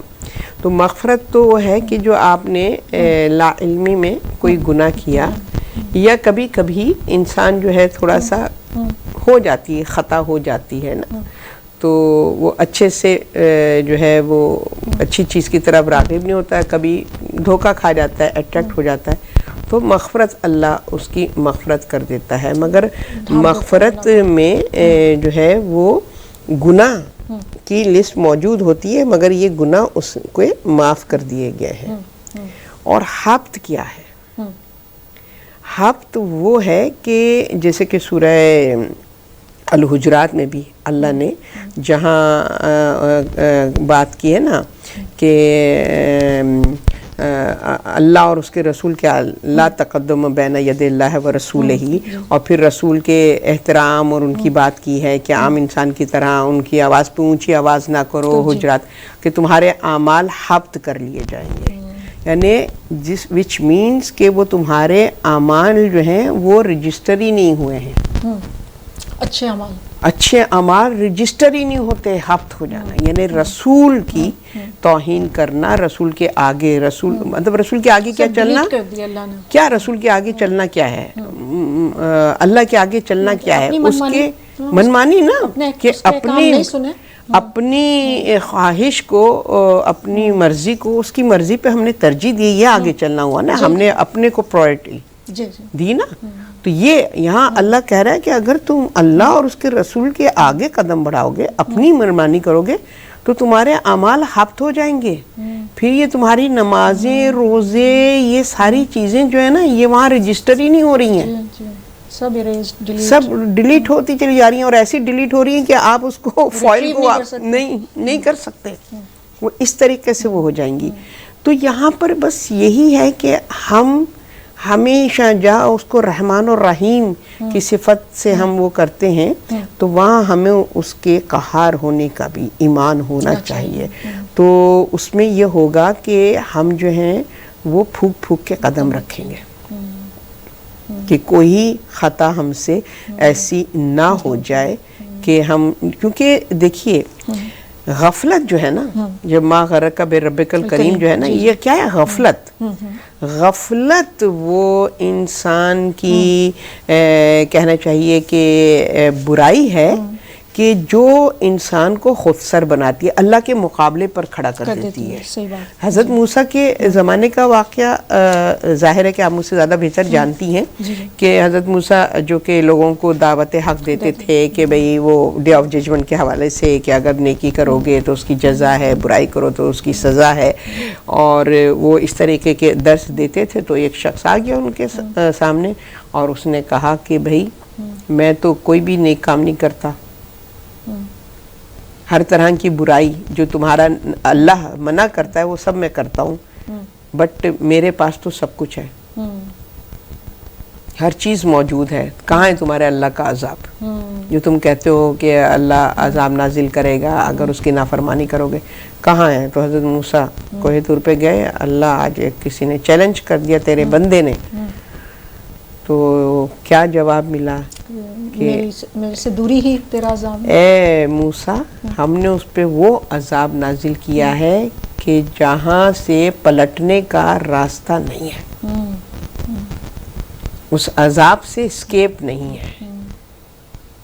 تو موسیٰ نے کہا اے پالنے والے, اس کے پاس تو سب کچھ ہے, کون سا عذاب تو نے ان پہ نازل کیا ہے؟ کہا بے حسی کا. غافل کرتی اپنی خودسری, یہ بے حسی ہے نا کہ اللہ کی نافرمانی کر رہے ہیں اور اس پہ مطمئن بھی ہیں. تو یا ما غرک بربک الکریم, مولا علی یہ کہتے ہیں کیا کس چیز نے تجھے اللہ سے غافل بنا دیا؟ اللہ کی دشمنی میں تو اپنی محبت کو بھی بھول گیا کہ تجھے اپنے آپ سے محبت نہیں رہی. یہ ایک بہت بڑا جملہ ہے کہ اگر ہم اس کی طرف متوجہ ہیں, ہم تو اپنے کمفرٹ کو سب سے سر فہرست رکھتے ہیں, تو یہاں مولا علی کہہ رہے ہیں کہ تمہیں تو اپنے سے بھی محبت نہیں ہے, اور جو اللہ کی نافرمانی کرتا ہے وہ اپنا دشمن ہے. تو اللہ نہ کرے کہ ہمارے اندر بے حسی ہو. تو وہ خوف کا جو ایلیمنٹ ہے جیسے فجور اور تقوی ہے نا, تو اس میں یہ ہے کہ جب تک فجور کے حوالے سے ہمارے اندر اویئرنیس نہیں ہوگی تو ہمارے اندر صفت تقوی پیدا نہیں ہوگی. برائیوں سے خود کو بچاتے ہیں, ورنہ یہ اس طرح کا پانی ہے کہ ہم بھرے جا رہے ہیں, ٹیپ کھلا ہوا ہے, نیکیاں ضائع ہو رہی ہیں. جب تک خود کو برائی سے نہیں روکیں, اس کو بند نہ کریں وہاں سے کہ ضائع نہ ہو ہماری. بالکل. جی, تو میں جیسے کہہ رہی تھی کہ ہاں بہترین آپ نے میسج دیا کہ ہمیں اللہ کے یعنی قہار و جبار ہونے پر اور اس کے یعنی عادل ہونے پر وہ ہونا چاہیے کہ ہر وقت رحمان رحیم اور کریم صفت جو ہے وہ ہے, لیکن دوسری طرف بھی ہے. اس کو یہ جو ہے یہ کچھ آیتیں ہیں کہ اگر ہم شاید یہ دماغ میں رکھیں اور انہیں بار بار پڑھیں تو شاید کہ ہم صراط مستقیم پہ خود کو قائم رکھ سکتے ہیں.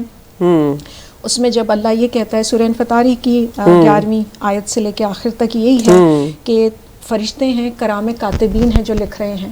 دیکھیں دنیا میں جو آڈٹ ہوتا ہے نا, یا جو رجسٹری ہوتی ہے ہماری چیزوں کی, تو بسا اوقات ہم کسی کو جانتے بھی ہیں, چلیں تھوڑا ایسے کر دیں, سفارش ٹکٹ کم ہے, چلیں آپ لے آئیے گا اپنی بہن کو, لے جائیں گے ان کو بھی. یعنی ہم اس طرح کی سفارش ہو گئی, تھوڑی بہت رشوت ہو گئی, تھوڑا بہت جان پہچان ہو گئی. یہاں پہ اللہ نے لفظ یوز کیا کرامن کاتبین, کہ یہ بہت ہی معزز, بہت ہی یعنی مکرم فرشتے ہیں, ان کو آپ ڈسیو نہیں کر سکتے, برائب نہیں کر سکتے, یہ لکھنے والے جو ہیں. اس کے بعد کہا یعلمون ما تفعلون, تفعل جو کام تم کر رہے ہو نا, یعلمون یہ اسے جانتے ہیں. بے شک. پھر اللہ کی وہی خوبصورتی جو ہم ہمیشہ کہتے ہیں ان الابرار لفی نعیم, کہ جو ابرار یعنی نیکی کرنے والے ہیں وہ تو نعیم جنت میں جائیں گے, وان الفجار لفی جحیم, یہ جہنم میں جائیں گے. یصلونہا یوم الدین, اور جو روز جزا کے دن کو یعنی نہیں کر رہا ہے, وما ہم عنہا بغائبین, وہ سمجھتا ہے کہ وہ خود کو چھپا لے گا. ایسے نہیں ہوئے گا. نہیں اب جیسے ہوتا ہے نا کلاس میں تھوڑا سر نیچے ہو جائے, پلر کے پیچھے ہو جائے, چھپ جائے, ٹیچر سے آنکھیں نہیں ملائیں, تو کہیں نہ کہیں بچت ہو جاتی ہے. پر اس دن جو آپ نے کہا ہے آخرت کے دن نو اسکیپ, اللہ مالک یوم الدین ہے, بے شک بے شک, تو وہاں نہیں ہو سکتی. پھر یہاں پہ جو یہ والی باتیں ہیں نا, وما ادراکا ما یوم الدین, تم درک نہیں کر سکتے کہ یہ یوم الدین ہے کیا. اسی لیے ہم جو ہے نا نڈر ہیں گناہوں پہ, اسی چیز نے ہمیں دھوکہ دیا ہوا ہے کہ ہم نے یوم الدین کو نہیں سمجھا ہوا ہے. پھر اللہ کہتا ہے سما ما ادراکا ما یوم الدین, نہیں تمہیں نہیں معلوم یوم الدین, بار بار اس پہ انفسائز کیا ہے 3 times.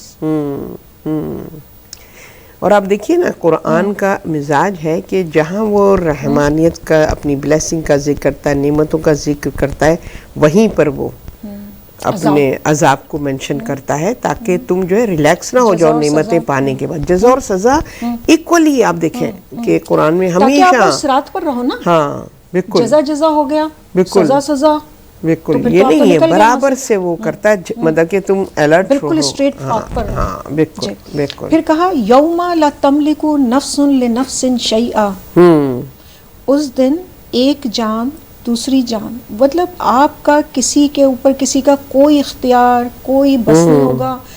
کوئی بھی جتنا بھی باثر ہوگا وہاں پر آپ کسی سے رشتہ نہیں جوڑ سکتے کہ بھئی یہ میری امی ہیں, یہ میرے ابو ہیں, یا جاننے والے منسٹر ہیں. وہاں پر کچھ بھی نہیں ہوگا سوائے امر الہی کے. وَالْأَمْرُ يَوْمَئِذٍ لِلَّهِ, صرف اللہ کے امور ہوں گے. اور کتنی قرآن کی آیتیں ہیں وَإِلَى اللَّهِ تُرْجَعُ الْأُمُورِ, کہ تمہاری یعنی تمام امور اسی کی طرف پلٹائے جائیں گے. ابھی جو دنیا میں کر رہے ہیں, اور ابھی ہم نے سورہ اِنَّا أَنزَلْنَا کی بات کی, تنزل الملائکۃ والروح فیہا بِإِذْنِ مِن ربہم کل امر, کل امر, وہ جو تمام امور آئے تھے میرے لیے وہ سب اسی کی طرف پلٹائے جائیں گے کہ سیما نے کیا کیا. بالکل بالکل, ایبسلوٹ پاور جس کو کہتے ہیں نا. اللہ نے ایک بیوٹیفل میری تقدیر ڈیزائن کی. اس سال اب ہوگی سب کی ڈیزائن, میجرمنٹ کر رہے گا اللہ, سب کی تقدیریں بنیں گی. اب کون اس صراط پہ رہ کر مالک یوم الدین کو نظر میں رکھ کر ثابت قدمی سے رہتا ہے, یا کون ہے جو اس دھوکے میں جو ہے اس سال کو ضائع کرے. بے شک ایوری ایئر ہم کو یہ جی شب قدر میں ہمیں اپارچونٹی ملتی ہے اپنی اصلاح کرنے کی, اپنے آپ کو جھنجھوڑنے کی, سیلف ریئلائزیشن جس کو ہم کہتے ہیں, کہ وہ ہم کو ایوری ایئر ہمیں اپارچونٹی ملتی ہے کہ ہم اپنے آپ کی طرف متوجہ ہوں, اپنے آپ کو دیکھیں اور اپنے کردار کو سنوارنے کی کوشش کریں. اب آپ یہ دیکھیے کہ دن میں 10 times ہم ریپیٹ کرتے ہیں نا مالک یوم الدین, مالک یوم الدین, مگر کیا واقعی میں وہ ہم نے بس حفظ کیا ہوا ہے اور واجب سورے میں جملے ہیں جو کہ ہم نے رٹے ہوئے ہیں, میں نہیں گئے, پھر وہ عمل میں نہیں آئے, وہ ظاہر ہے ہم میننگ فل نہیں ہے ہمارا وہ. اگر کہ اتنے سالوں سے ہم پڑھ رہے ہیں, اگر کہ میننگز کے ساتھ, یعنی کہ ہماری فیلنگز بھی اس کے اندر ایڈ اپ ہوں اور ہماری خواہشات بھی اس میں ایڈ اپ ہوں, تو آفٹر ایوری نماز ہمارے اندر اویئرنیس, امپروومنٹ, خوف الہی انکریز ہوتا چلا جائے گا. مگر ہم نے تو رٹا ہوا ہے نا, ہم تو جب ورنہ اب دیکھیں نا معصومین جب عبادت کرتے تو ہم اکثر یہ روایتوں میں سنتے ہیں کہ وہ لوگ لرزتے تھے. مولا علی کی کیا کیفیت ہوتی تھی, وضو کی سے ہی ان کو ہوتا تھا کہ میں وہ ہر نماز میں وہ اس فیلنگ کے ساتھ جاتے تھے کہ یہ ڈے آف ججمنٹ ہے, میں اللہ کے روبرو, اور اس سے پہلے کے لمحات میں نے کیا کیا کیا ہے نا. جبکہ وہ کون ہے, وہ ولی اللہ ہے, وجہ اللہ ہے, امام المتقین ہے نا. اور مگر وہ ان کی کیا کیفیت ہوتی تھی نماز کے لیے, تمام معصومین کی آپ دیکھیے.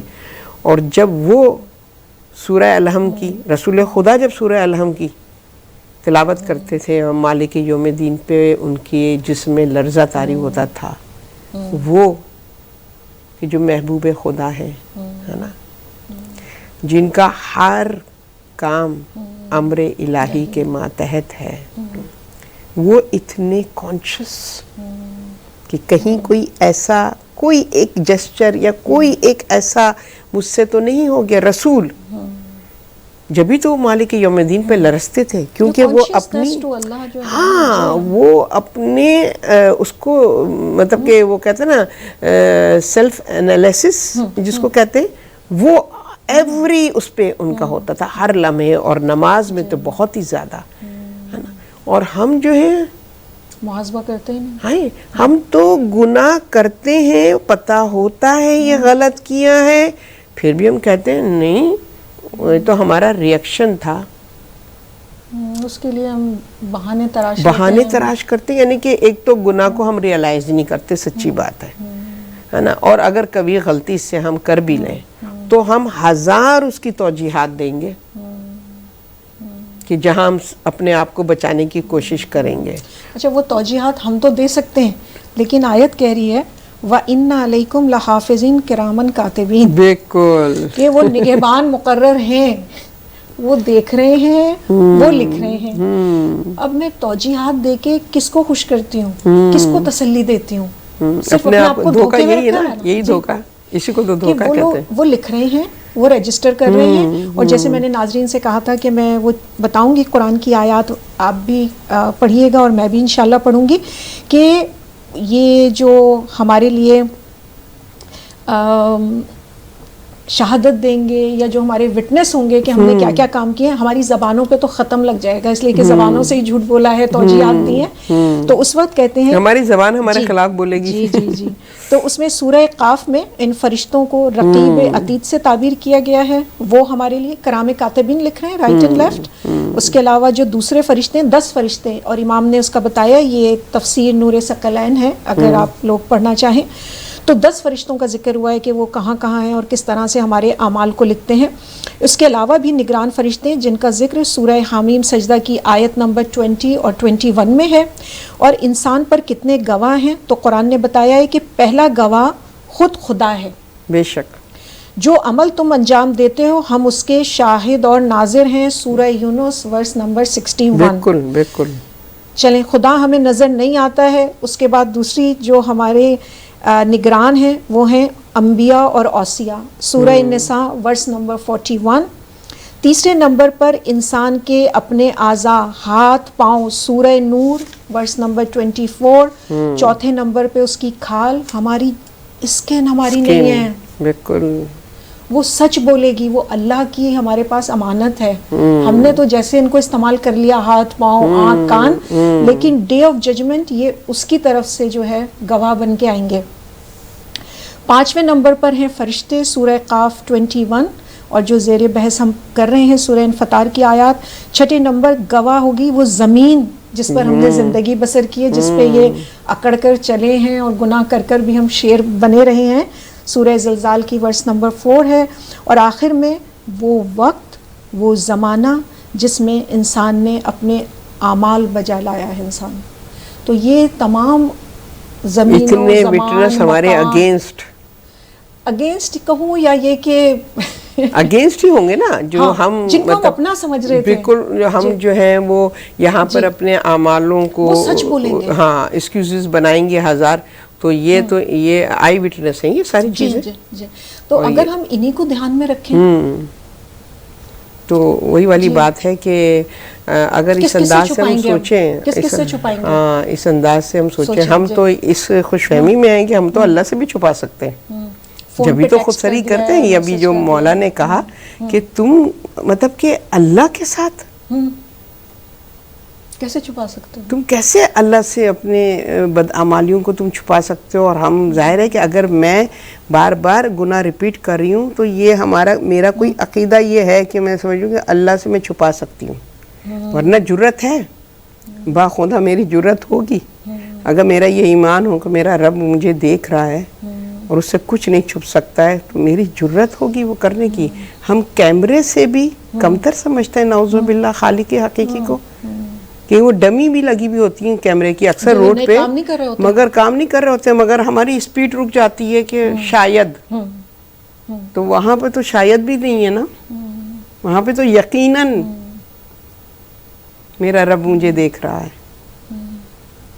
جس سے سورہ حدید میں بھی اللہ فرمائے وَهُوَ مَعَكُمْ أَيْنَمَا كُنْتُمْ, کہ تم جہاں جہاں ہو میں تمہارے ساتھ ہوں. میں تمہارے ساتھ ہوں, میں ہی تو تمہارا ساتھی ہوں. آل دا ٹائم میں تمہارے ساتھ ہوں.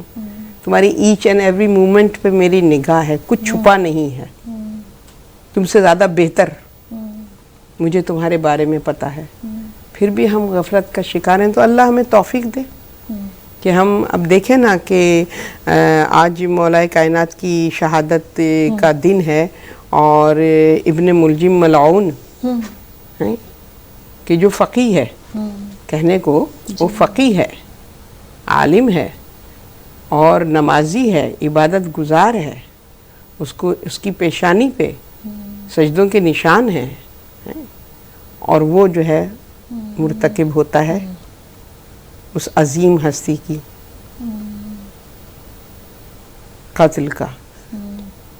اور جب مولا کائنات کی ظاہری حکومت آئی ہے کہ جس کو مولا فرماتے تھے کہ یہ اس ہڈی کی طرح ہے کہ جس کو نہ نگلتے بنتا ہے نہ اگلتے بنتا ہے, مگر ظاہر ہے کہ امت کی بقا اور بھلائی کے لیے, ان کو سدھارنے کے لیے مولا نے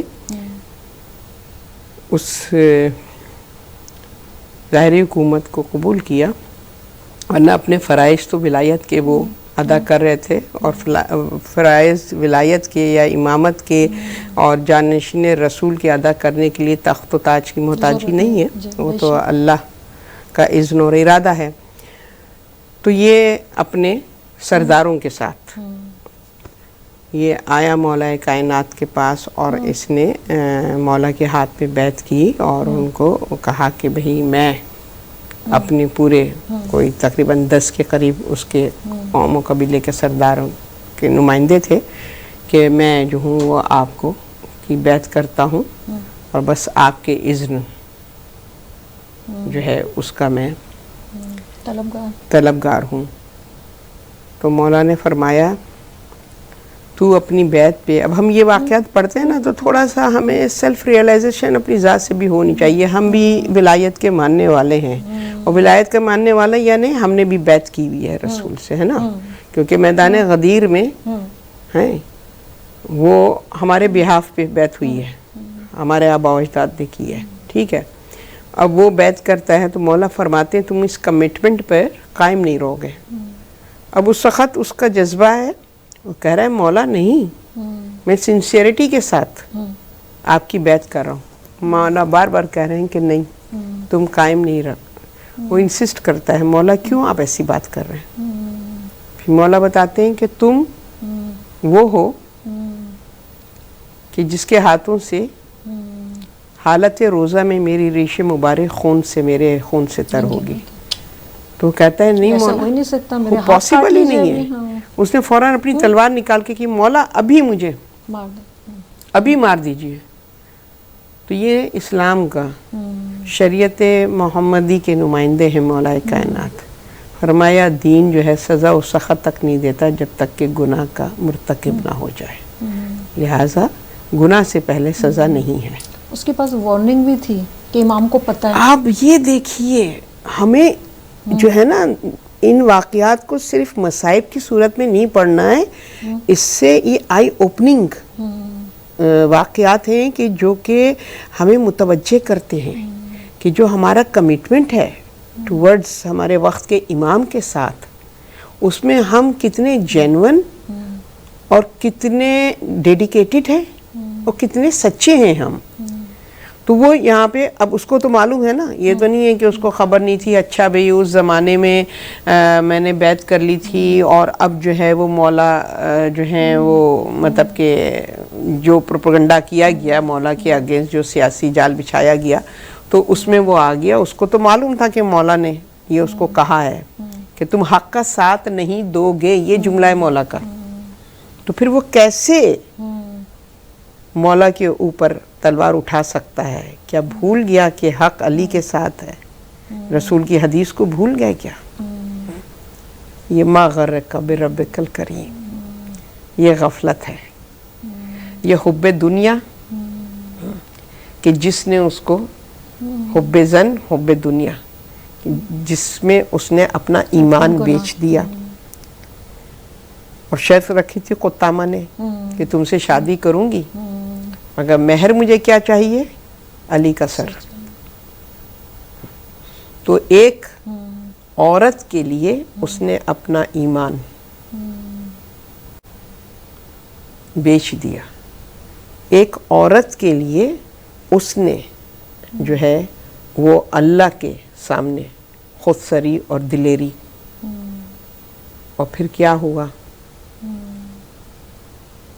پھر وہ وقت بھی آیا کہ جب اس نے ارادہ کر لیا، اور وہ نمازی جو اس شب نماز مصلی پہ، میں کہتی ہوں کہ ایسی فکر رکھنے والے افراد مصلی پہ کھڑے کیسے ہو جاتے ہیں؟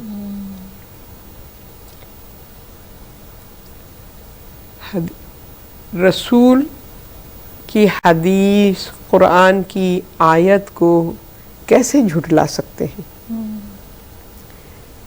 اور پھر مولا کائنات حضرت علی مرتضی علیہ السلام کہ جنہوں نے اپنے دور خلافت میں کوفے کو دارالحکومت بنایا، کیونکہ وہاں سب سے زیادہ ضرورت تھی کہ مولا علی کی پریزنس ہو، اور لوگ عملی طور پہ مولا علی کی شخصیت، ان کے کردار، ان کی ڈے ٹو ڈے لائف کو دیکھیں، ان کی ورشپ کو دیکھیں، ان کی اطاعت الہی کو دیکھیں، سیرت محمد مصطفیٰ پہ عمل کرنے کو دیکھیں، ان کے عدل کو دیکھیں، ان کے علم کو دیکھیں، تاکہ جو ان کے ذہنوں کو جو اتنے لانگ پیریڈ میں 11 ہجری سے لے کر اور جو ہے کہنا چاہیے کہ مولا علی کی خلافت کے دور تک کا جو زمانہ ہے، اس میں جو ایک ذہن سازی ہوئی ہے نا، منافقین نے جو ایک کام کیا ہے کہ جس کو ان مولا علی جو ہیں وہ ان منافقین کو دوبارہ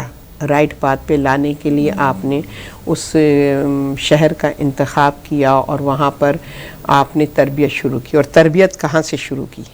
آپ ذرا یہ دیکھیے، معاشرے کو سدھارنے کے لیے کیا لائے عمل مولا علی نے اختیار کیا ہے؟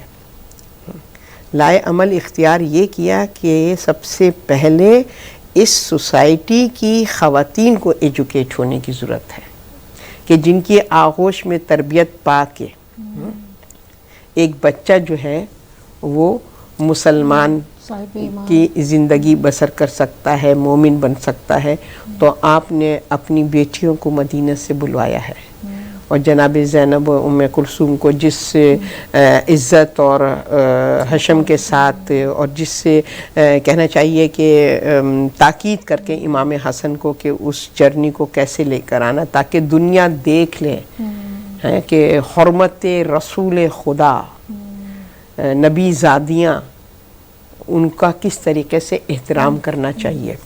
تو جناب زینب و ام کلثوم آئی ہیں، اور پھر انہوں نے وہاں پہ تفسیر کی کلاسز شروع کی ہیں، اور خواتین کو ایجوکیٹ کیا ہے، اور پھر ان خواتین نے کو ان کے اندر جو شعور آئی ہے، جو ہم واقعہ کربلا میں بھی دیکھتے ہیں نا کہ بعد ایکنالج کیا، اور انہوں نے کافی خواتین ہیں کہ جنہوں نے کہنا چاہیے کہ اسٹینڈ لیا ہے، جیسے کہ حضرت مسلم کے حوالے سے ہم دیکھتے ہیں تو کوفہ کی جو ہے وہ اس خاتون نے، اس وقت میرے ذہن میں ان کا نام نہیں آ رہا، نہیں وہ جو وہ جن کے گھر کے دروازے پہ حضرت مسلم نے پانی کے پیاس کے لیے، توحہ، ہاں، تو وہ ہیں، اور بھی بہت سے ہیں جنہوں نے امام حسین کے ہاتھوں سے کے خون سے اپنے ہاتھ رنگین کیے، مگر ان کی خواتین نے ان کا ساتھ نہیں دیا ہے۔ تو ہمیں ملتے ہیں کہ یہ تربیت تھی، یہ مولا علی کی یہ لائے عمل تھا کہ ایک سوسائٹی میں، ایک معاشرے کی تربیت کے لیے عورت کا ایجوکیٹ ہونا کتنا ضروری ہے۔ تو بہرحال آپ نے اپنی حجت تمام کی ہے، اور لوگوں کو حق کی طرف دوبارہ اس ٹریک پہ آپ واپس لے کر آئے ہیں، مگر بہرحال کہ نیچرلی حق کے راستے پر چلنے والے بہت کم لوگ ہوتے ہیں، اور دشمن زیادہ ہوتے ہیں، اور یہی ہوا کہ پھر مولا کائنات کی شہادت، جو کہ ظاہر ایک سیاسی چال بھی تھی، اور باقاعدہ اس کو جو ہے پلانٹ کیا گیا تھا، اور اس میں مولا علی جو ہیں وہ شب 19 آپ اپنے گھر سے وقت عصر سحری کا وقت جو ہے وہ آپ وہاں سے نکلے ہیں، اور روایتیں بتاتی ہیں، سب واقعات ظاہر ہے بار بار ہمارے پلیٹ فارم سے بھی ریپیٹ ہو رہے ہیں، میں ڈیٹیل میں نہیں جاؤں گی، مگر مولا علی اس وقت وہاں سے جو نکلے ہیں تو حقیقتاً ظاہر ہے کہ ان کے اندر شوق شہادت تو تھا، مگر ان کو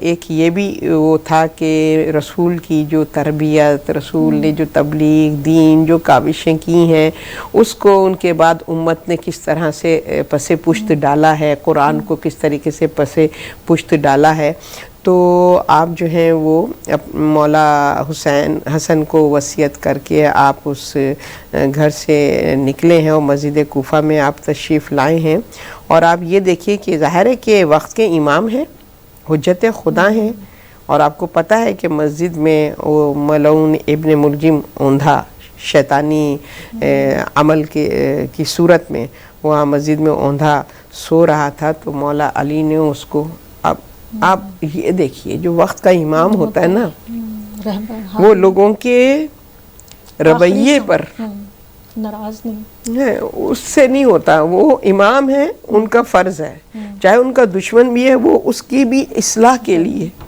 وہ کوشاں ہوتے ہیں، تو انہوں نے جو ہے وہ اس کو جگایا، اور پھر مولا علی جو ہیں وہ تعقیبات میں مصروف ہوئے اور نماز شب کو ادا کر رہے تھے، اور ابھی آپ دوسرے سجدے میں دوسرے سجدے میں بھی آپ جو ہیں وہ گئے ہیں، تو اس نے آپ کو ضربت سے شہید کیا ہے، اور آپ کا زہر بھری جو تلوار ہے اس سے، اور پھر ہم دیکھتے ہیں کہ ظاہر ہے کہ کوفہ کے در و دیوار میں لرزہ طاری ہوا ہے، اور جبریل نے ندا دی ہے، اور مولا بلند ہوئی ہیں، ایک فستو بے رب کعبہ امام کی زبان سے، اور ایک پھر جبریل ندا لے کر، ہاں بالکل، تو پھر وہ مولا کا وہ جملہ جو ابھی ہم شروع سے پڑھ رہے ہیں کہ وہ صراط مستقیم کے جس پر میں کامیاب ہوا، ثبات قدمی عطا ہوئی ہے، اور پھر اس کے بعد